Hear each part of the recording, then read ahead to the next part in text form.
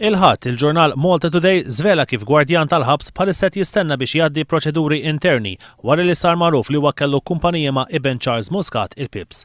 Il-kumpanija bl-isem ta' Healthcare Services twaffqet is-sena l-oħra u tinnegozja f'kiri ta' ambulanzi f'attivitajiet pubbliċi bħal kunċerti u parties. Il-ġurnal Malta Today qal li gwardjan tal-ħabs Patrick Xwiereb ġie interrogat mill-Pulizija u sospiż minn fuq ix-xogħol sa ma jgħaddi inkjesta quddiem il-Public Service Commission. Huwa se jkun qed jiġi investigat brabta mal-konnessjonijiet li għandu ma' Charles Muscat il-Pips li ftit tal-ġimgħat ilu ħareġ mill-ħabs wara li nħafrulu 10 snin għaliex intqal li kellu kondotta tajba. Il-Pips kienet jiskonta 25 sena ħabs wara li f'Settembru tal-1999 instab ħati bil-qtil ta' tnejn min-nies.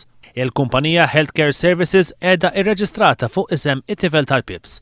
Il-Pips u martu qed jistennew biex jgħaddu ġuri fuq akkużi ta' importazzjoni ta' waħda mill-akbar konsenji ta' droga.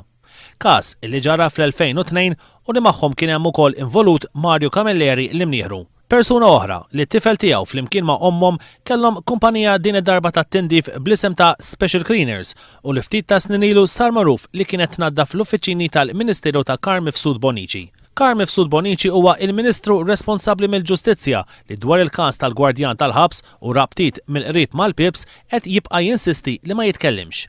Fil-fatt, mistoqsijiet li bagħtu One News dwar dan il-każ baqgħu mhux imwieġba.